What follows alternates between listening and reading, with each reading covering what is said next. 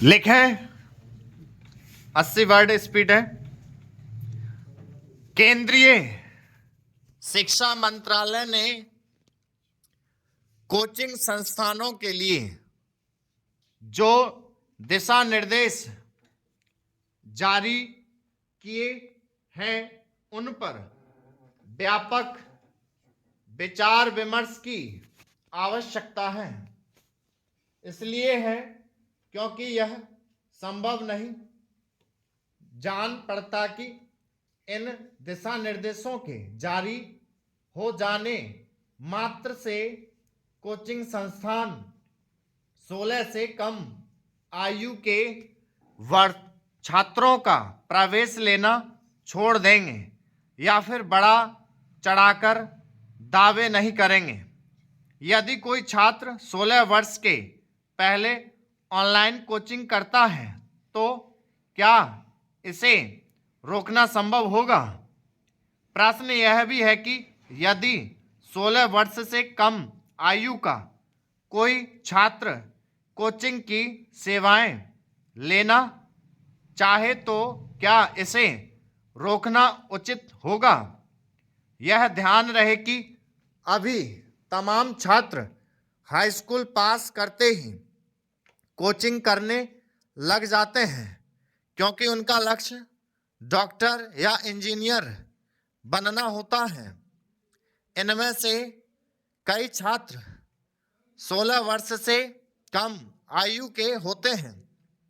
देश में कोचिंग ने जिस तरह एक उद्योग का रूप ले लिया है उसे देखते हुए कोचिंग संस्थानों का नियमन करने की आवश्यकता है, लेकिन इसी के साथ इस पर भी विचार किया जाना चाहिए कि आखिर कोचिंग संस्थान इतनी तेजी से क्यों पनप रहे हैं।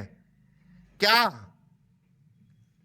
इसका एक बड़ा कारण यह नहीं है कि स्कूली शिक्षा ऐसी नहीं रह गई है जिससे विभिन्न प्रतियोगी परीक्षाओं के लिए कोचिंग संस्थानों की आवश्यकता ही ना पड़े? कहीं ऐसा तो नहीं कि स्कूली पाठ्यक्रम वैसा नहीं है जो प्रतियोगी परीक्षाओं के लिए आवश्यक है? आखिर हमारी स्कूली शिक्षा ऐसी क्यों नहीं हो सकती जिससे छात्रों को प्रतियोगी परीक्षाओं के लिए कोचिंग संस्थानों की शरण में ना जाना पड़े? एक समय था जब छात्र बिना कोचिंग के ही मेडिकल और इंजीनियरिंग के साथ अन्य प्रतियोगी परीक्षाएं पास कर लेते थे। धीरे धीरे बिना कोचिंग ऐसा करना कठिन हो गया। शिक्षा क्षेत्र के नीति नियंताओं को इसकी तह तक जाना चाहिए कि ऐसा क्यों हुआ। आज तो स्थिति यह है कि सामान्य प्रतियोगी परीक्षाओं के लिए भी कोचिंग आवश्यक हो गई है।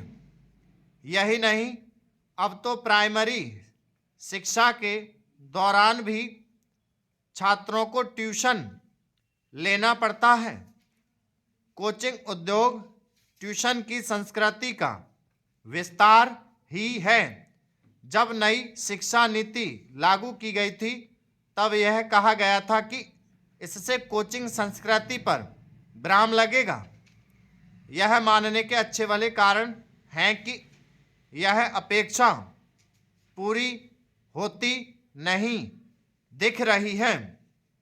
इसका प्रमाण केवल केंद्रीय शिक्षा मंत्रालय की ओर से कोचिंग संस्थानों के लिए जारी दिशा निर्देश ही नहीं हैं, बल्कि गली गली में खुलते जा रहे कोचिंग संस्थान भी हैं।